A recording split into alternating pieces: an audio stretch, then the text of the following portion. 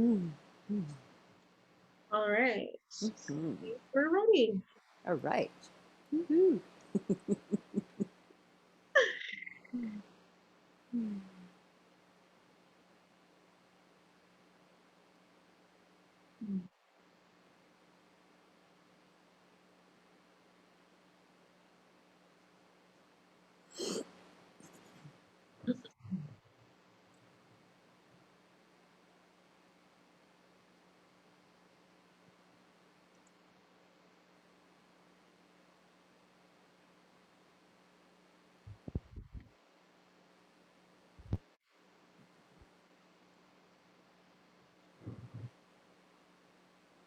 Okay.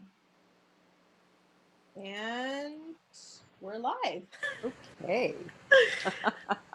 Awesome. Hello. So, hi, everybody. I am with Katya Pine, and we're going to have a conversation about being a composer and a bunch of other stuff. So, Katya, do you want to introduce yourself and tell us a little bit about yourself? Sure. Thanks, Natalia, for inviting me to this session. I'm a classically trained composer with formal studies in jazz and pop music, ethnic music, film music, etc. And my main goal has always been to be as diversified as possible as a composer. So I've written for film and television. I've had my works premiered on the radio. I've written musical theater for the concert stage quite a bit, orchestral music, and I've actually written really extensively for the voice. So I'm now composing a full length opera. One of my great passions is jazz, and jazz fuels my compositional voice. It may not be overt, but it provides my muse with the required juice. Mm-hmm. And you can hear. I mean, if you're interested, you can hear my music at katyapinecomposer.com. Um, Go have a listen. So Great. Natalia, that Yeah. enough about me. Tell me about you. What are you focused on, and what's Where am your I focused? background? Well, yes. So my background, like yours, is classical. But like you two, actually, I'm very driven by jazz, and I kind of after a lot of sort of discussion of like what my voice is, I have to say that I'm a what is known as a classical Hellenic composer. So I really draw influences from people like Hatzakis and Theodorakis, who were very much jazz and very much classical, but also had that Greek influence, the traditional Hellenic sound in their music. So I think that's where my voice is, but I will use pop or I'll use neoclassicism or experimental to express that. I've done some short films, mostly indie. But again, I kind of actually like you, my primarily voice is my voice. So and I'm also a performer, so I'm always driven by composing through my voice. And yeah, yeah. Very So cool. Very that's cool. my voice. Yeah, and you can of course find me on Facebook and all that, and my website too. That's leahpardalis.com. Beautiful. Very cool. Yeah. Yeah. Let's talk about how the industry has changed for each of us. Hmm. What have you noticed? So it's interesting that you should say that. So like I look at sort of the way that a lot of these young composers, or performers for that matter, and they're so used to using technology, and it's almost like part of their just their vocabulary, right? And then I remember being in university, and like I remember when Facebook had just kind of came out. And I for myself, I realized because I didn't fit in any box in the industry, that I knew that social media and technology would be the way that I would communicate, because it gave me a platform where I knew that the industry wouldn't give me a traditional platform. That's So yeah. interesting. Yeah. Yeah. I think you're right. I mean, lots of these young kids are born with computer mice in their hands. And, when I started out, the tech was barely there. I mean, the learning curve has been Yeah. huge as technology developed. And the learning curve never ends. I mean, even if you know all about the gear you're using, there's always a new piece that comes out. And then, so the technology was a big part of it. Um, Mhm. yeah, I found that. And, you know, which leads us well into the next point about how we embrace the technology. Mhm. Um, One of the things I noticed as I was trying to learn the technology was that I didn't, I noticed it was controlling me instead of me controlling it. And it really put a curve or an obstacle in my creativity. So, one of the things I think composers need to be aware of is take time to really learn the technology if you're using that as part of Mhm. your creative process. Get on chat forums. There's tons of them, and if you find you've hit a wall in your work, or there's a glitch, somebody out there has already encountered it and has posted that on a chat forum. Go there. Often Mhm. the tech sites themselves don't even know certain things. I find at times as I'm going along, I'm informing the tech support. This was the workaround that I discovered, right? And then they're That's going, funny. I know, and they're going, well, oh, maybe we could document that. Perhaps you could help us. That So is so funny. I know it's really crazy. So um, know that you're always going to have a learning curve ahead of you. Mhm. Don't let that bum you out, and work within what you know, but try and see if you can overcome those challenges, because you don't want that stopping your creativity. Mhm. Do How you have you done that, Oh, how I Natalia? well, it's Yeah. actually it's interesting that you should say that because I'm being like a late Generation X. I often feel that I'm part of both Generation X and then a lot of because I was sort of an old soul, I guess. I always found that I communicated better with even like baby boomers and stuff. But I do understand the technology as well. But because I am older, I everything that I learned was like old school way. So to this day, I have to honestly, I do struggle as a composer using technology to compose. So like literally, I will write it out all by hand, and then I will like input it, or if I'm too lazy, I will give my quartet handwritten copies. They'll be like, I'm too lazy. Here you go. Good for you. I mean, that's not lazy at all. In fact, I mean, it's good to have that kind of control. And what I do is I do it all in Sibelius so that Mhm. I get the control. It's just, for me the same as writing it out. And really, in some ways, writing it out affords you even more freedom, doesn't it? That's true. Yeah, I You feel like know? you can erase that. That's the big thing. Whereas when I'm with, I use Finale, and I feel that I'm locked in to whatever I put in, and then I'm like, oh, I can't. It's such a pain to change. Yeah. Yeah, Yeah, it's yeah, interesting. yeah, Very interesting. yeah. Yeah. So a question talking about the technology.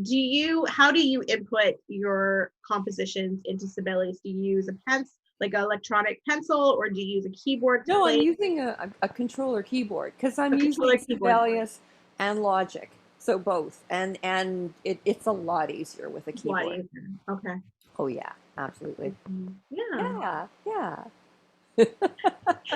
So something that we talked about kind of starting to get ready for this is, as composers, I mean, we can compose all we want, but if we don't get our music out there, it's going to be, no one's going to hear it. So how over the years, because I think you can speak to this a lot better than me myself, is how do you get those gigs as a composer, and how do you get your voice out there so you can, find those gigs? Yeah, that's a big question. I would say network, network, network. Did I say network? Okay. Because it's all who you know. And if you're in a college or a university at this moment, keep your relationships with your friends alive, because as you leave that university or college, they're going to be your peers. They're going to be the Mhm. people who are also networking. And if you can be part of that stream, ultimately it will help to lead you to projects where people might invite you to be a part of what they're doing, or vice versa. Mhm. I have always created my own projects and my own opportunities. So it's fun because you can just sort of let your imagination run wild and go, well, how can I actually get this happening? And I'm finding that once you do that, you actually need to find the money to create your projects. And I've become very adept at writing Canada Council grants and BC Arts Council and Creative BC. It's important to be grant writing, and I've even employed professional grant writers once I've compiled my material so that they can give me the best possible representation.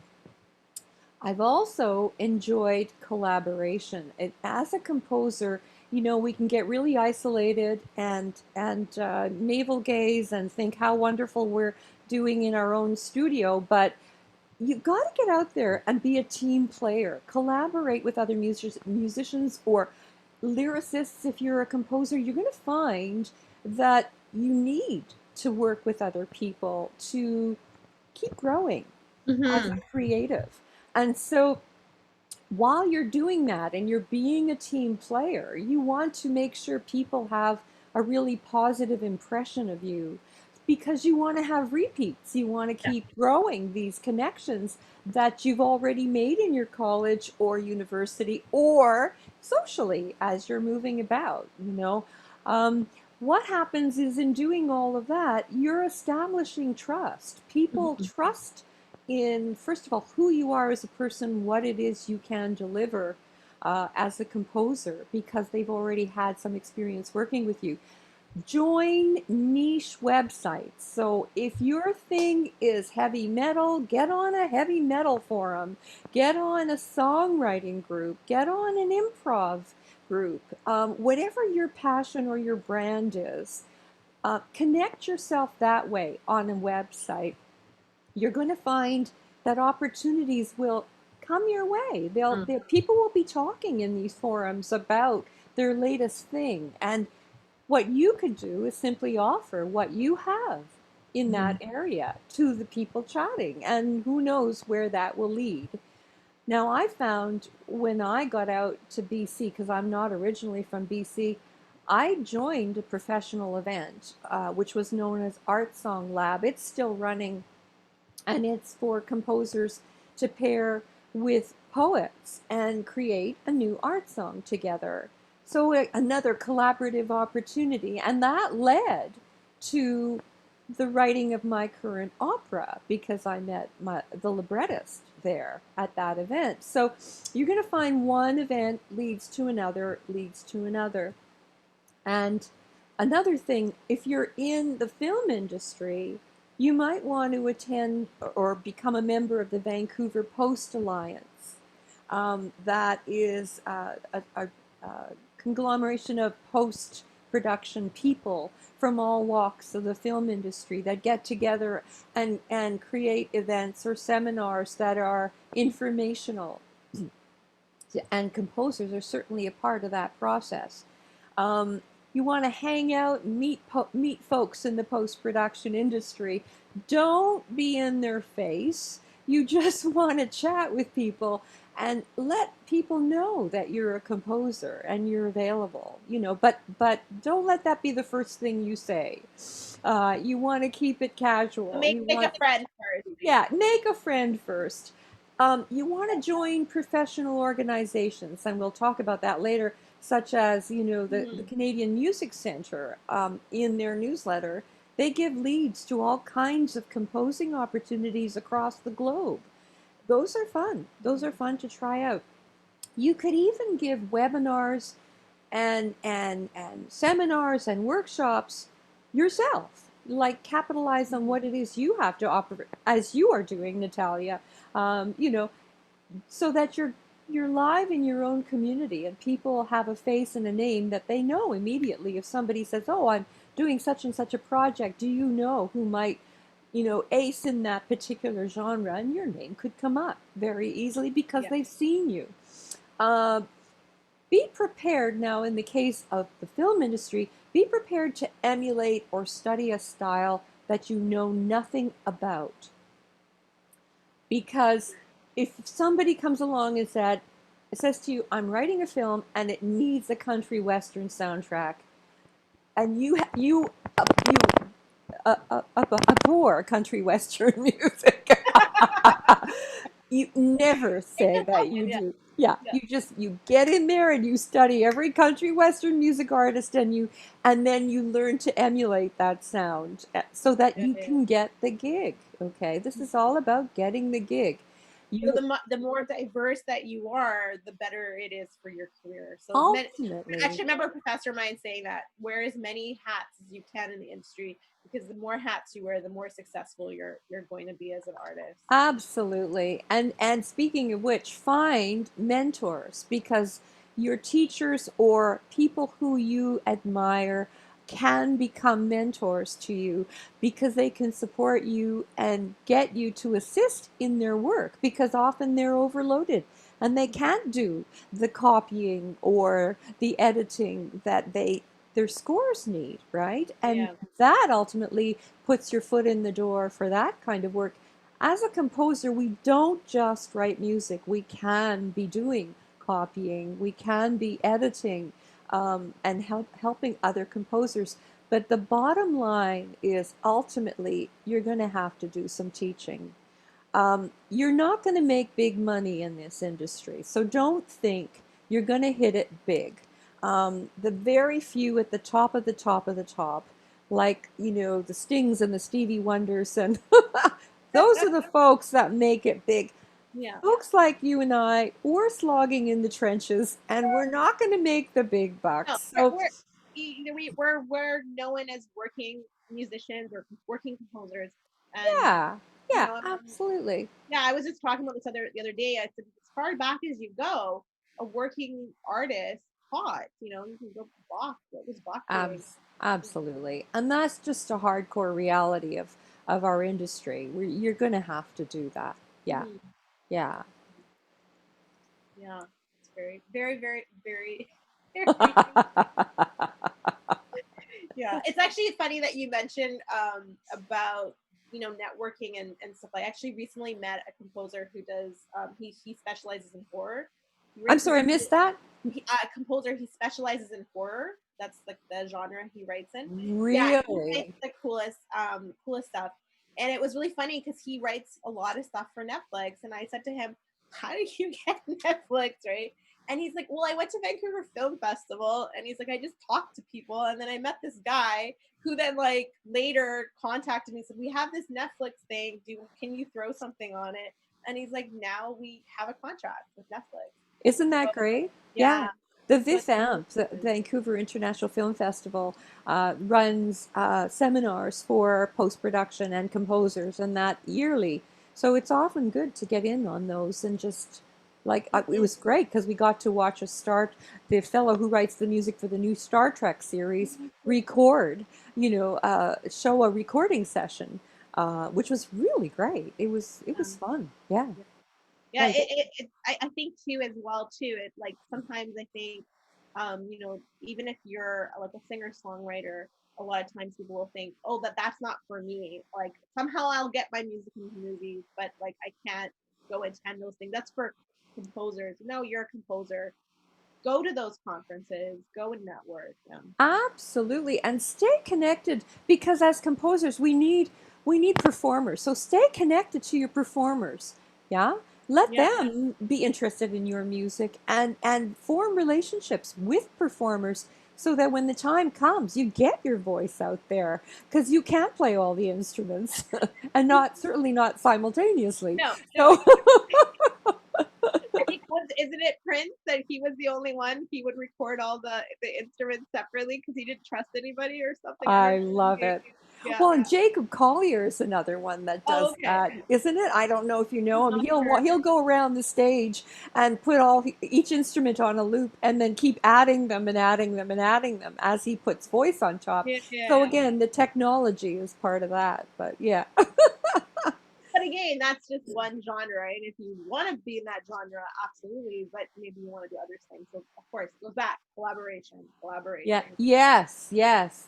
The big C word. I love it. I love collaborating. That's my fun place. Yeah, very cool. I guess my next question for you is, where have you like? I think especially as women, we often encounter resistance and obstacles in the industry. Where have you sort of found those issues? I know. Hey, that's a loaded question.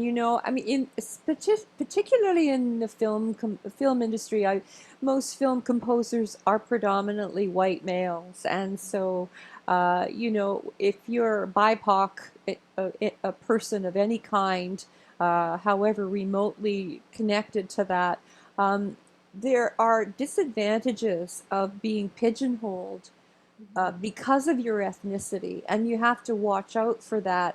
Even just being a woman, what does an East Indian woman know about Aboriginal music and the indigenous communities' issues?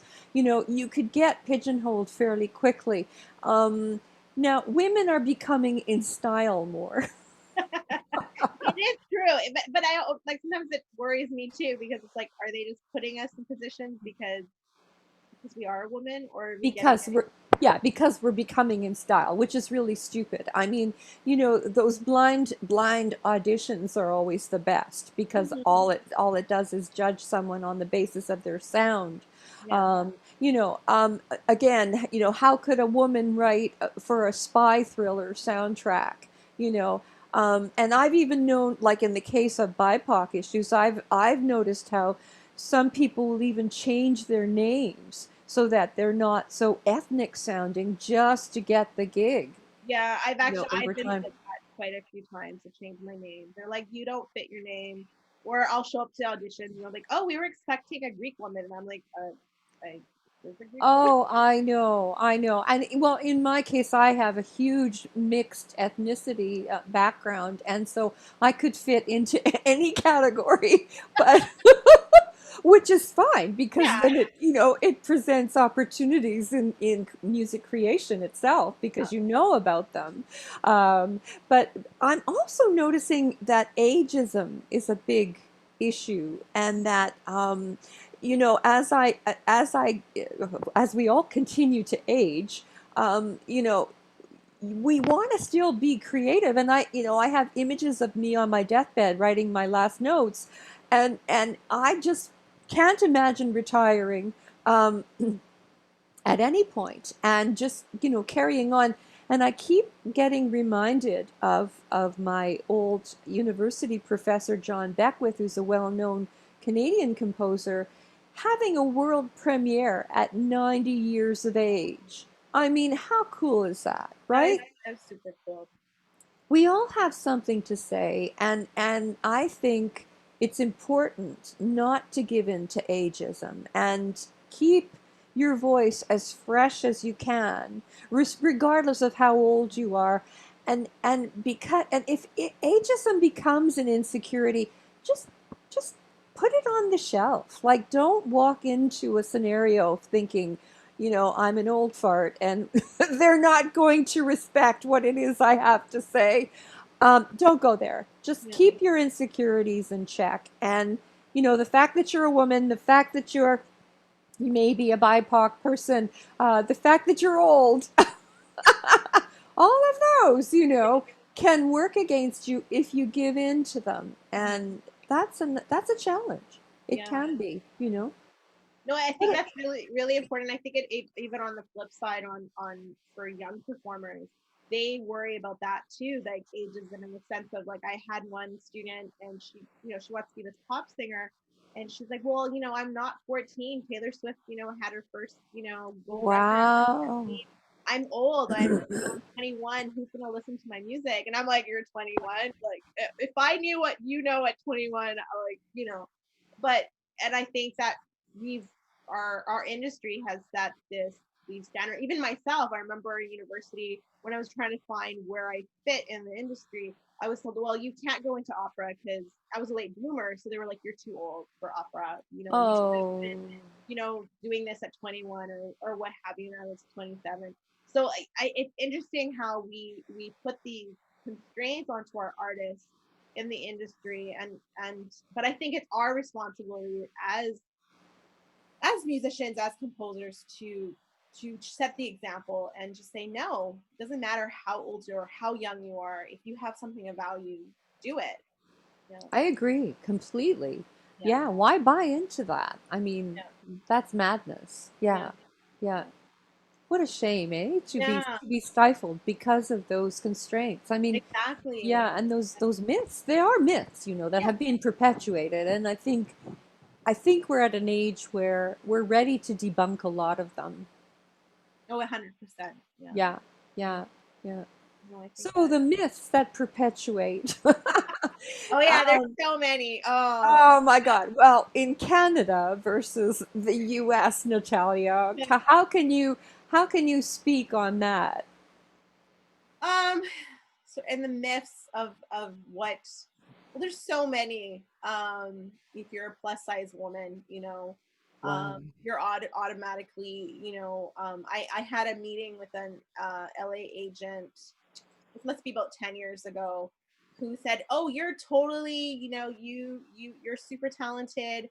We can make you super famous, but you gotta lose like 100 pounds." And I Oh was like, no. well, first of all, like I come from a bigger family on both sides, so like, it's kind of genetic. So it's kind of hard, and so they weren't interested because I said, well, I work out and get healthier, but I can't become thin. Like that's just I'm big boned and what have you. And then even I'll go into a meeting or whatever, and they're like, "You remind me of Adele," and I'm like, "Well, not so much now because yeah, she lost weight, but before." And I'm like, "What? Because I'm blonde and overweight, I'm Adele?" Like, yeah. So there's definitely that, and then of course there's sexuality too. I've dealt with that, where agents are like, "Oh," I had one actually, a very well known agent who will remain nameless, but who said, "I'm gonna make you the girl Michael Bublé. You're from Vancouver, and we're gonna do this. But if anybody wants a girlfriend, you'll take care of it." And I was like, "What?" Oh my God. I'm like, "What?" I'm 21 at the time, going, no. I mean, yeah. And I ended up working with actually one of his interns years later, and he's like, "Oh yeah, no." He was like, because I felt like I was being blacklisted after that, and it was because he went around and told people I couldn't sing because he was Oh. offended that I said no to his I don't even know what that was, Well, and yeah, things yeah. worse to other people. I just got, the tail, very little of it, but it's, Oh.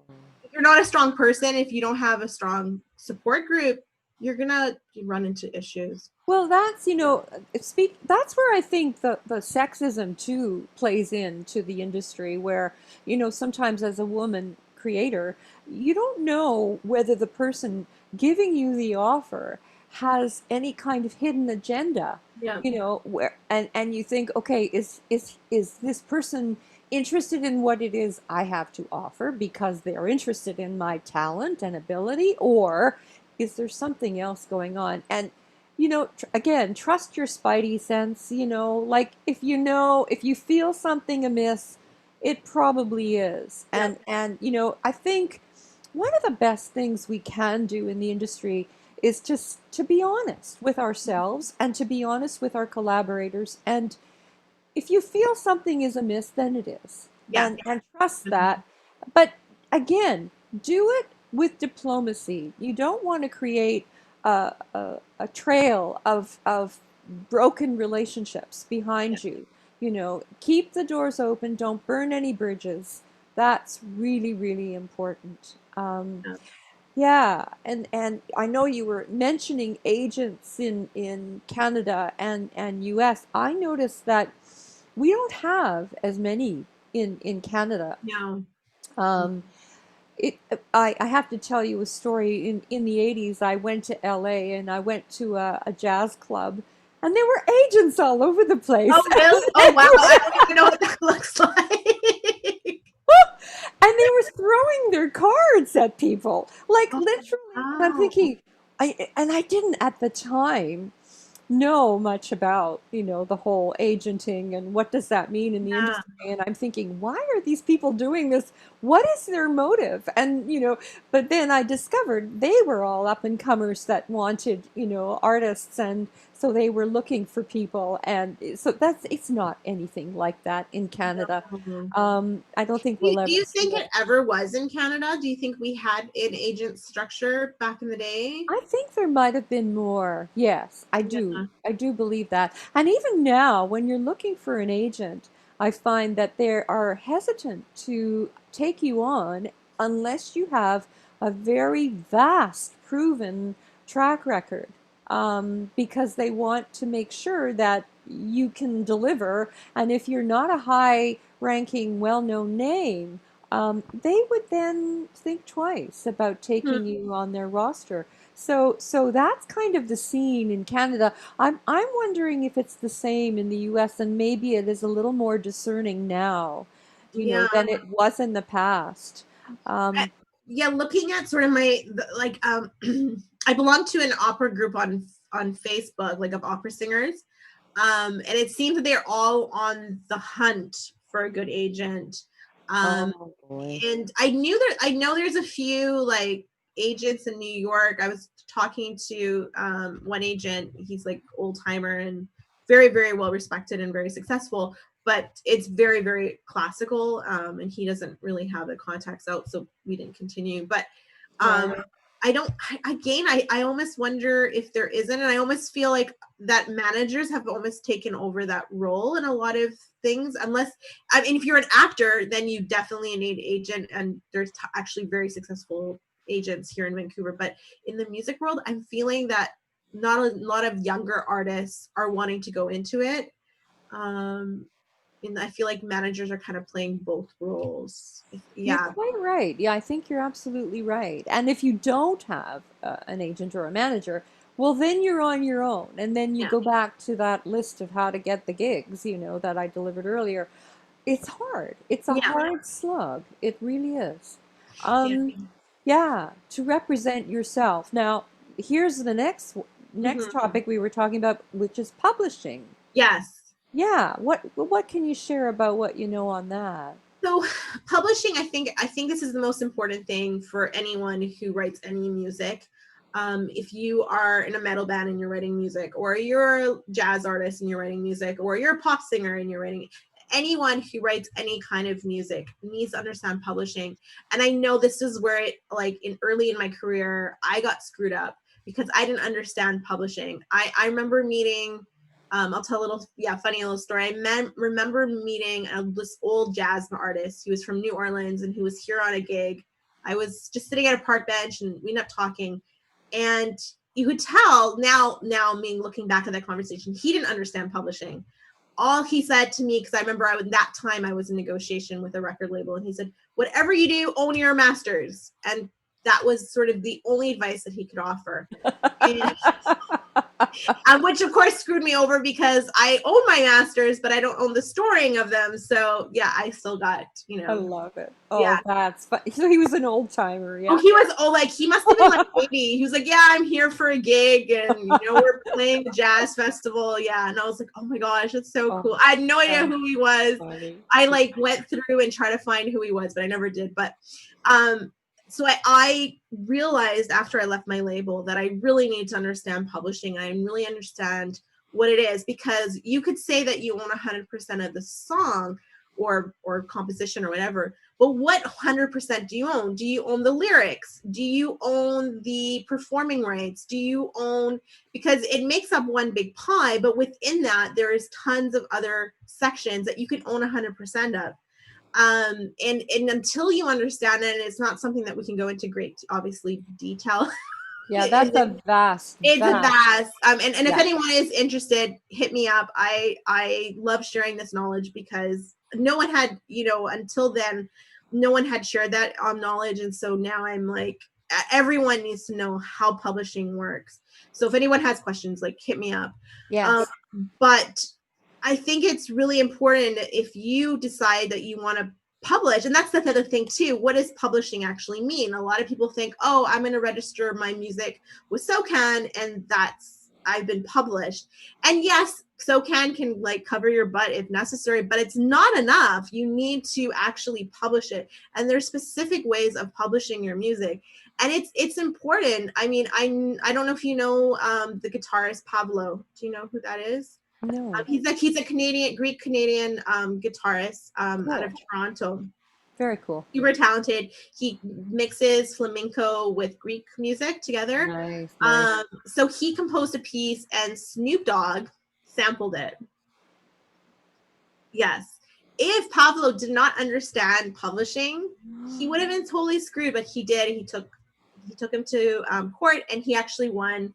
And so he actually to this day gets royalties off that song, which is, and that's the other flip side of this too, is understanding, is it valuable? Like, you want to own your publishing, but is it valuable to own all your publishing? Because if you have someone said to me once, if you have 100% of nothing, then you have nothing. Whereas if you have 80% of something, then you have 80% of something. So I remember the I forget what the guy's name is. Oh, I think I wrote it down. Oh, Stephen Mokigo, I think that's how you pronounce it. He's from St. Catherine, Ontario. He signed a deal with Decca Publishing, and he composed Wrecking Ball.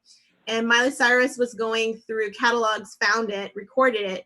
And I don't know him personally, but through mutual friends, whatever, I heard he paid off his mortgage, his parents, his in-laws, like a bunch of people ended up moving to LA. And he's now gone on. He wrote the Olympics. He wrote, I believe, for the Vancouver Olympics. He wrote 50 Shades of Grey. Like, he's gone on to be very successful. And he gave up quite a bit of rights for Wrecking Ball, but that launched his career in the right direction. So I think that's something that we need to understand as composers, is sometimes it's good to relinquish control of our rights a little bit, not our rights, our publishing, so then we can get bigger things. That's a very, very wise story, actually, to share.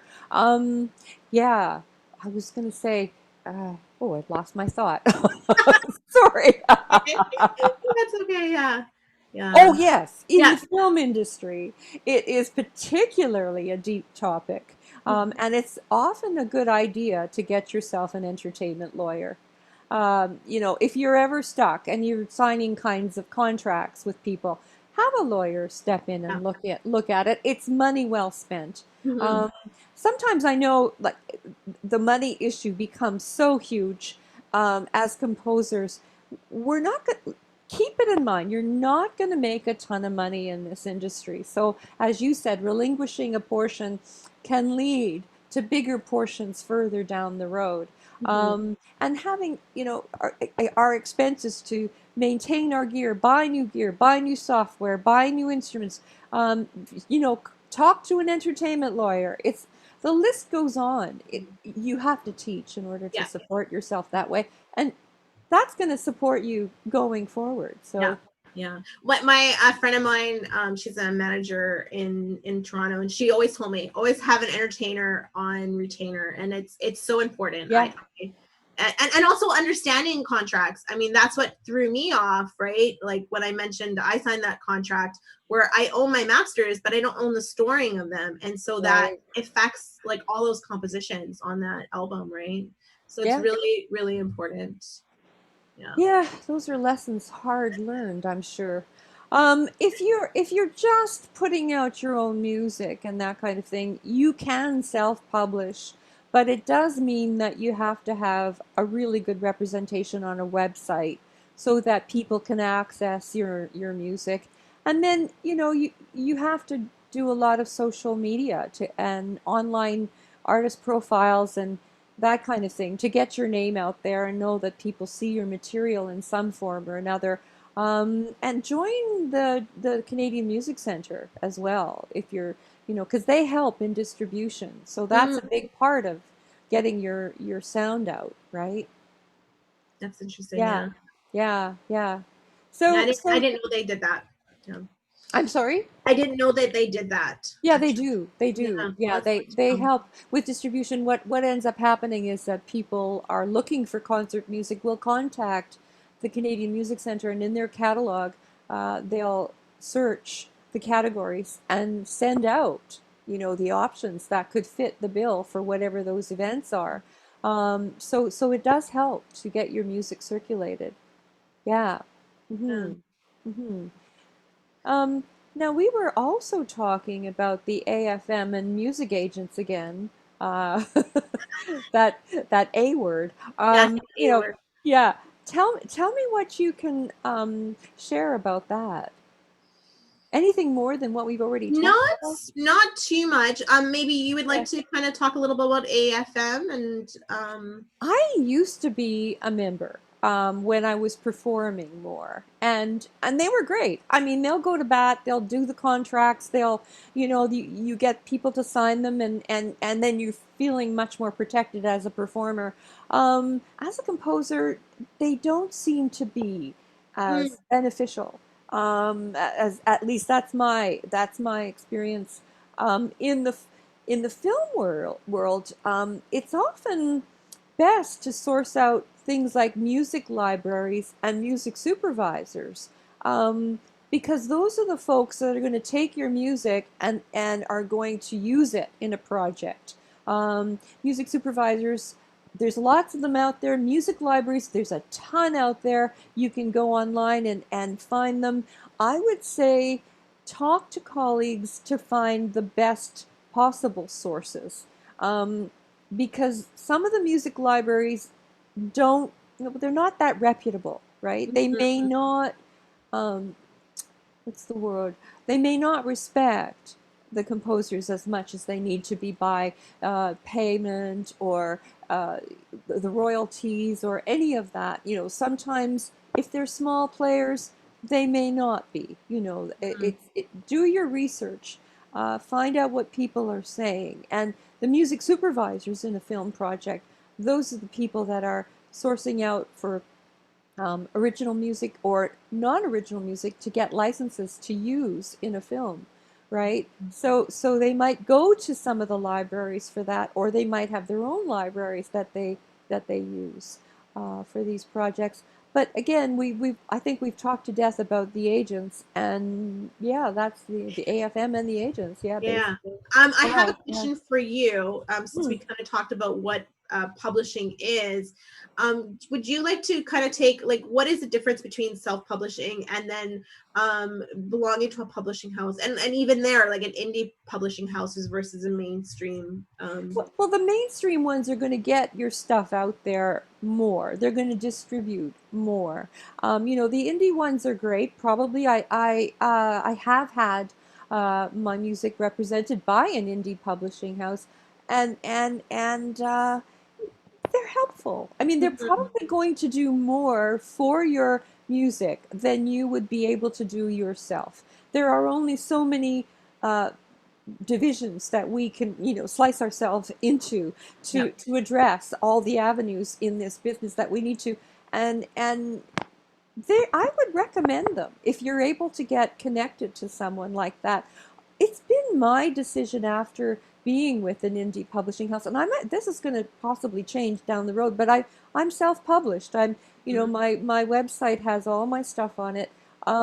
Again, you have to go to your networks to promote. For example, I have a piano solos book, a repertoire book that I sent out to the RCM when they were looking for creating the new piano syllabus, and it was only because of somebody I knew that I actually was able to get that book in. And then as a result, two of my solos are on the syllabus. But again, it's who you know. Keep those connections alive, especially if you're self-promoting and publishing.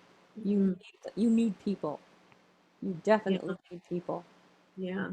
Yeah. Yeah, it goes back. Yeah, it's this whole industry. This is something that I realized some years ago, but I think especially since COVID hit, I've realized this is, to survive, we need to be a collective. We need to collaborate together, and it's only through those networks that we're gonna be able to get through things. That's right. We can pull each other up. Yeah, I agree. I Yeah. agree. Yeah. No, Yeah. it's really important. Yeah. Yes. So you've mentioned some of the important organization associations to join. What are sort of like the main ones that every composer or a songwriter, anyone who composes should be Yeah, looking should to? think about. Well, if you're classically oriented, the Canadian League of Composers is really important, known as the CLC, and they have guidelines about how to charge for commissions, how to structure those. They're very, very helpful. So can, of course, for for royalties. I'm a member of the Screen Composers Guild of Canada, which is a great support group if you're going to be doing any kind of film scoring. The ACWC, Association of Canadian Women Composers, which is great. It's small right now, but it is growing rapidly, and it is very supportive of offering composers opportunities again in their newsletters about possible gigs. Those are places to go. The newsletters are important, and of course, again, the Canadian Music Centre, which CMC, which I'm a member of, also has a distribution newsletter that tells about where the up and coming competitions. Those are good to join too. Get in on some competitions and gets your name out there as well. So those are all really, really important organizations. If you suss out composer organizations in the U.S., you'll get pages and pages and pages. I Yeah. think I must have just mentioned 5. So, there's a difference in our industry, obviously, Yeah. but these are the primary ones that seem to come up. Yeah. Yeah. Cool. Yeah. Yeah. Did you notice a huge difference once you joined those things in your career? I did, because it actually offered more opportunities that I started to pursue. And, some of them have led to dead ends because they were not that great, but for whatever reason, an org made sure that their newsletter information got published in the Canadian Music Centre Bulletin, or, the ACWC Bulletin. And then, you travel down that road and you think, oops, wrong way. Let's do a U-turn. It's happened, but Yeah. you take your chances, and again, as long as there's activity, and I think as composers, if we're going to plot out our careers in a viable kind of way, you want to keep upping your ante. You know what I mean? Like, for example, I started out writing art songs, very early on in my composing career. Now I'm writing a full-scale opera. So you want to keep building and building and building on the skills, on the people, on the formats. Get yourself into higher and higher profile gigs as you move along. But don't expect to make the big bucks. That's the thing. You do this because you love it and you have to, and if you don't do it, you'll curl up and die. Because I'm all about honesty. Do you think, I mean, of course, COVID has totally flipped us, a curveball, but do you think that it's possible to make, and of course, I think for myself, I can answer it as well, but do you think that it is possible for, like, say there's a student just graduating from, UBC in composition, do you think it is valuable that he or she can, or, them, or can actually have a career in the industry? And like you were saying, it includes teaching and other things too, but can they actually live, a successful life, obviously not fame or whatever, but an actual normal successful life, and pay their bills, and buy a house and all that?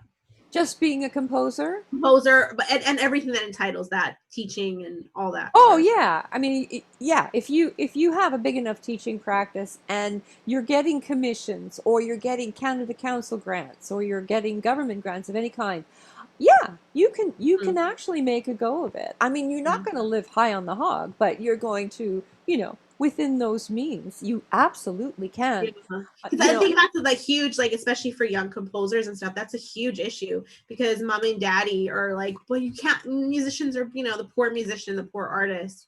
But it is like I know myself. Like, yeah, I'm not living high off the hog, like you said, but no, I'm able to make a sustainable living and live a certain lifestyle with it that I like and enjoy. Yeah. absolutely. Yeah, Yeah. absolutely. That is very possible. And I mean, I hate to say it, but there have been times in my lifetime where I've had to rely on family support because things just, were looking rather bleak. And I think we all do as composers and musicians. We've all had to do that.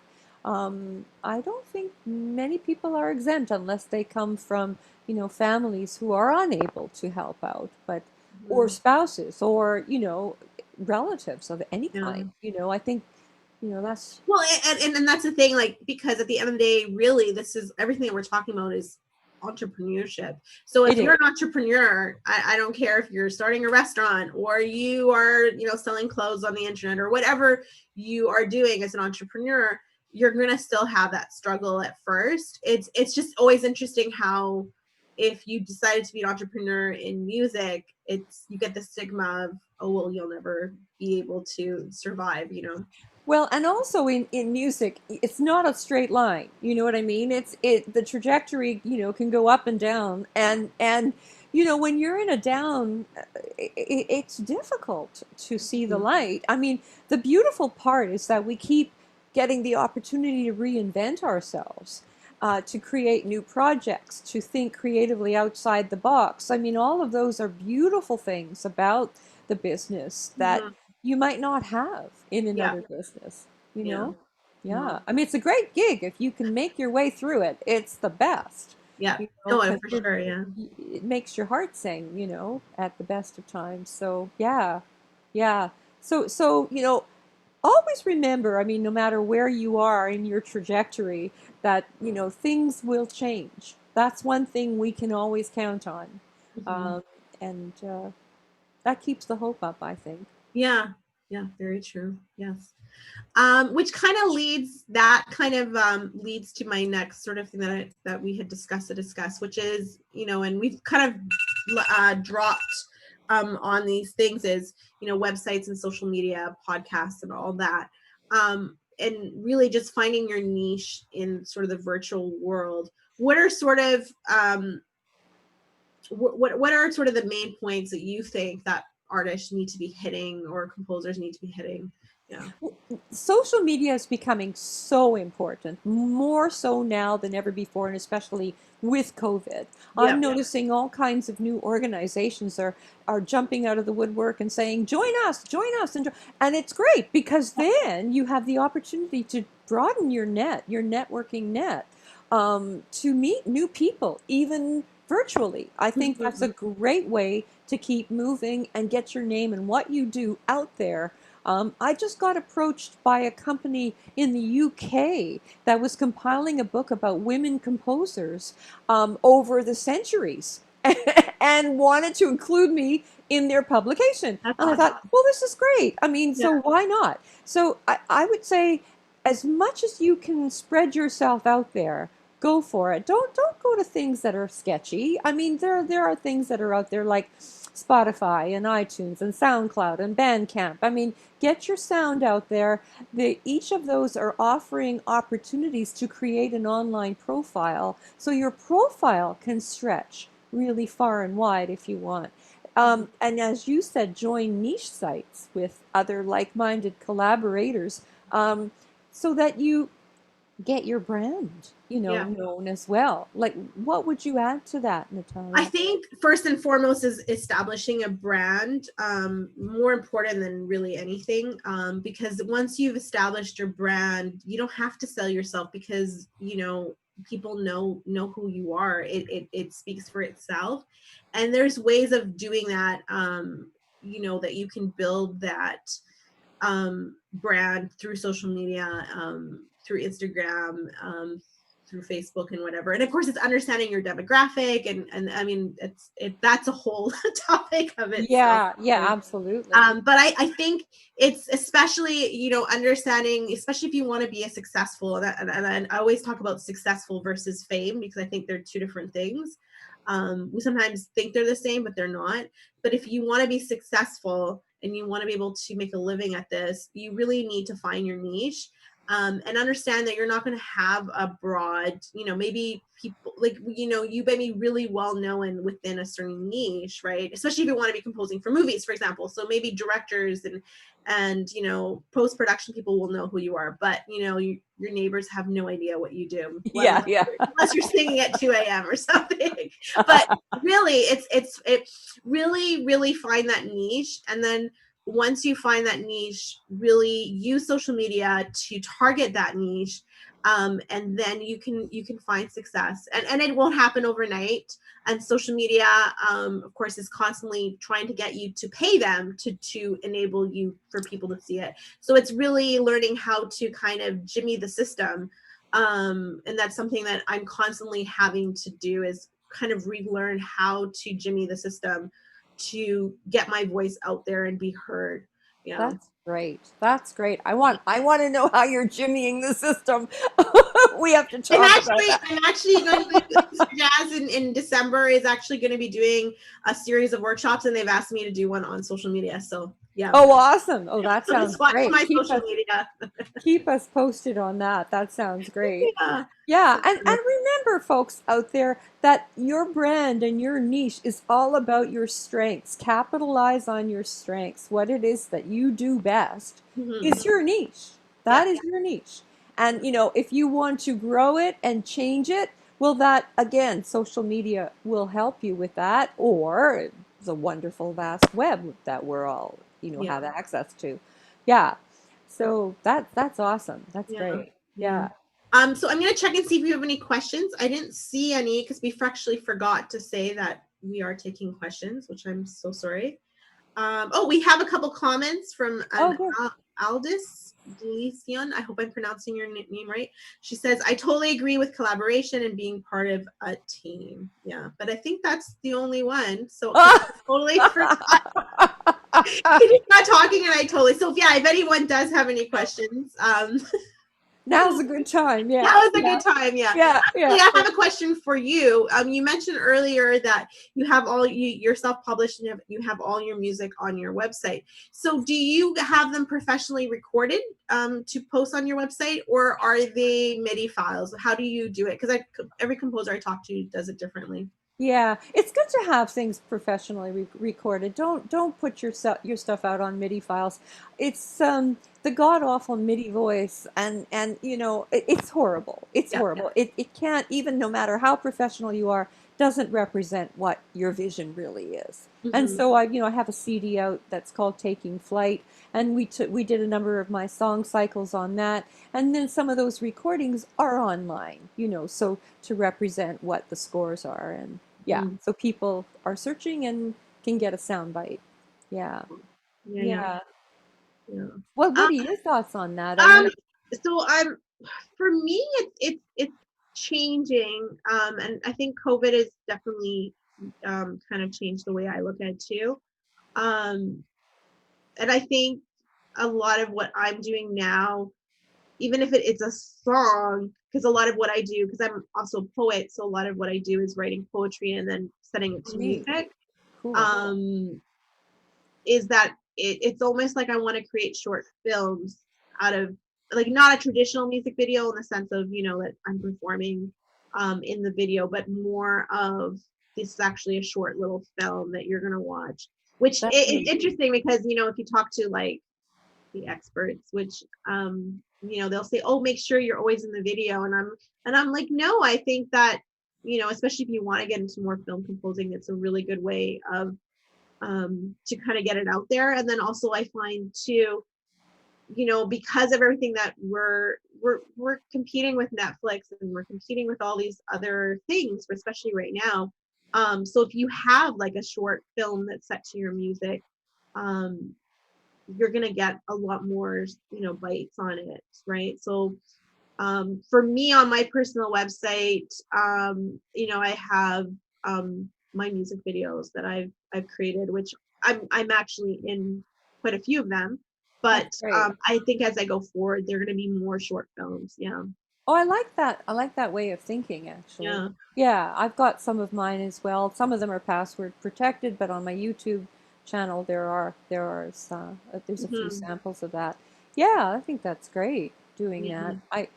As a matter of fact, in my in my teaching composition, I encourage my students to put their music to little videos that illustrate their music even Mhm. more in depth with visuals. So there, a number of my students are being represented at the Canada Music Week recitals that are coming up right now, and they've all done little videos with Oh, that's their, awesome. yeah, with their music behind, and they're looking forward to having those participate.